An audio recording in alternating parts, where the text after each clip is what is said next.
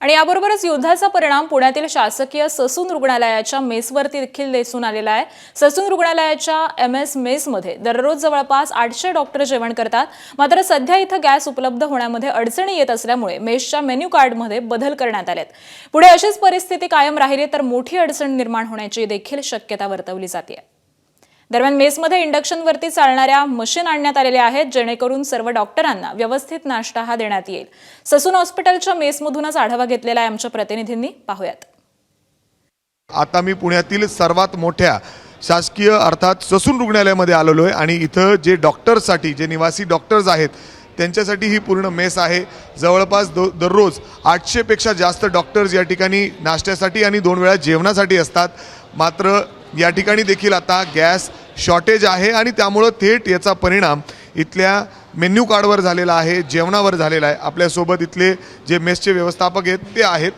दादा, काय सांगाल, डॉक्टर्सची सध्या आपण बघतोय नाश्ता काही बदल झालेले आहेत, काय परिणाम जाणवतोय?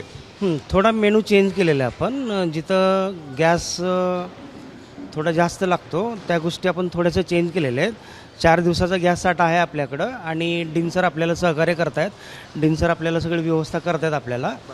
साधारण इथं दररोज किती डॉक्टर्स जेवतात आणि मेन्यूमध्ये चेंज केलं आहे, अर्थात ते विचारत असतील तुम्हाला मिळतंय गॅस, कुठून अवेलेबल होतोय? हां, सध्या आपल्याकडे स्टॉक आहे आपल्याकडे 4 दिवसाचा आणि गॅसचा थोडासा प्रॉब्लेम आहे, पण आपल्याला डिनसर आपल्याला सगळी मदत करतात आपल्याला। आपण इंडक्शन पण आपण परचेस केलेले आहेत की ज्याच्याकरून त्याच्यावर सुद्धा स्वयंपाक होतो आपण।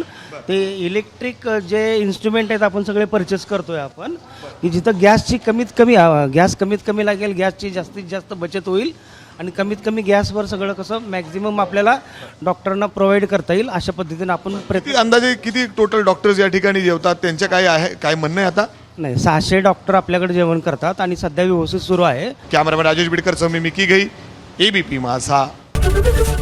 ABP माझा, उघडा डोळे बघा नीट।